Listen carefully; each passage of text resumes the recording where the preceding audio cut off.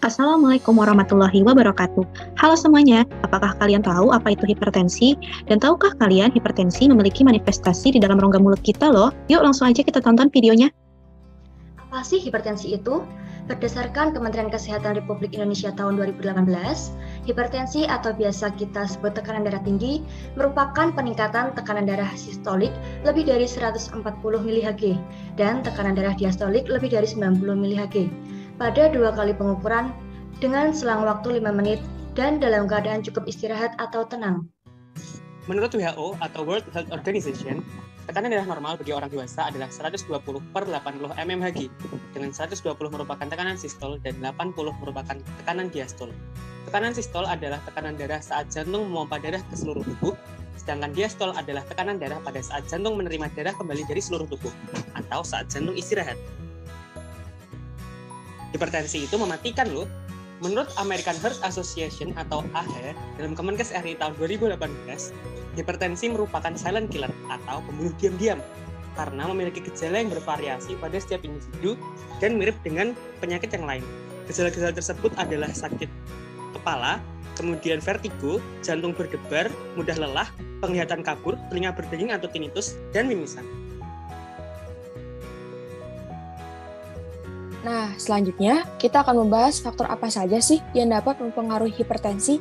Faktor tersebut adalah kebiasaan merokok, obesitas atau berat badan berlebih, jenis kelamin, di mana pria memiliki resiko 2 kali lebih besar daripada wanita, kemudian ada genetik, stres, dan konsumsi garam yang berlebihan. Nah, macam-macam hipertensi ada apa saja sih? Berdasarkan penyebabnya, hipertensi dibagi menjadi 2 jenis, yaitu ada hipertensi primer atau esensial, dan juga ada hipertensi sekunder. Hipertensi primer terjadi pada 95% penderita hipertensi, dan penyebabnya seringkali tidak diketahui, serta sering tidak disadari oleh pasien karena jarang menimbulkan gejala. Sedangkan hipertensi sekunder merupakan hipertensi tingkat lanjut yang disebabkan oleh penyakit ginjal, jantung, dan penyakit lain sebagainya. Selain berdasarkan penyebabnya, hipertensi juga dibagi lagi menjadi 4 macam berdasarkan tekanan darah sistol dan diastol dari Pedoman Hipertensi GNC atau Joint National Committee 7 tahun 2003.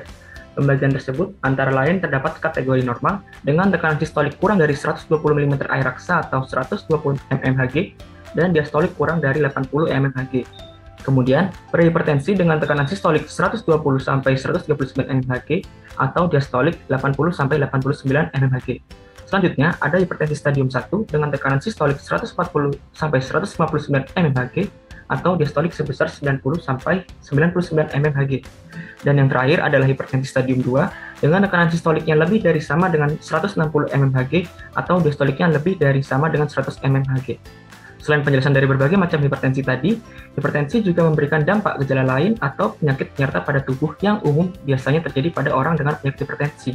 Antara lain, radang gusi, gigi berlubang, mulut kering, pembesaran gusi, sariawan, reaksi leukemia rongga mulut atau oral leukemia reaction, dan rasa terbakar pada mulut.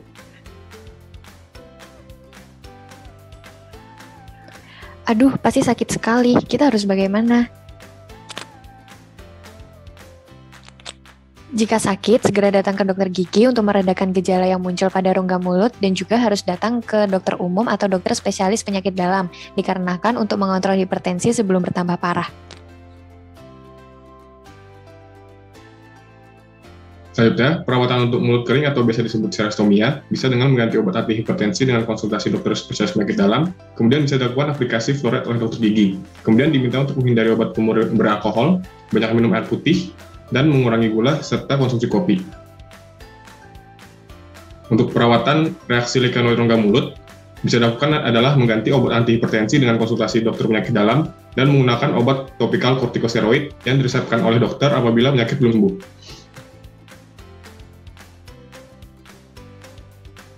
Perawatan untuk sensasi mulut terbakar adalah penggantian obat antihipertensi yang harus sudah dikonsultasikan ke dokter spesialis penyakit dalam yang bertanggung jawab. Perawatan lainnya juga bisa dengan pemberian air liur atau saliva buatan dan konsumsi vitamin dan mineral. Perawatan untuk sariawan atau ulcer yaitu dengan cara pengaplikasian obat topikal steroid Apabila dalam 1-2 minggu tidak ada perubahan, maka dilakukan penggantian obat atau pengurangan dosis obat antihipertensi dengan konsultasi kepada dokter spesialis penyakit dalam yang bertanggung jawab. Perawatan untuk radang gusi tahap awal atau yang biasa disebut dengan gingivitis yaitu melakukan penggantian obat antihipertensi, melakukan pembersihan karang gigi dengan scaling di mana hanya dapat dilakukan oleh dokter gigi, rutin menyikat gigi dengan teknik yang benar, serta diikuti penggunaan dental floss dan obat kumur. Untuk radang gusi tahap lanjut atau yang biasa disebut dengan periodontitis, perawatan yang dilakukan sama dengan radang gusi tahap awal, namun ditambahkan dengan mengkonsumsi obat antibiotik atau antibakteri yang akan diresepkan oleh dokter. Untuk perawatan pembesaran gusi bisa dilakukan dengan penggantian obat antihipertensi. Untuk perawatan non-bedah bisa dilakukan dengan pembersihan karang gigi dengan scaling dan menggunakan obat kumur antibakteri yaitu chlorhexidine gluconat. Sedangkan untuk perawatan bedah bisa dilakukan pemotongan pembesaran gusi dengan prosedur gingivektomi dan dilanjutkan dengan perbaikan kontur gusi yaitu gingivoplasti. Selanjutnya, untuk pencegahan karies atau gigi berlubang bisa dengan terapi fluoride, rutin kontrol ke dokter gigi minimal 6 bulan sekali, dan edukasi tentang menjaga kebersihan mulut.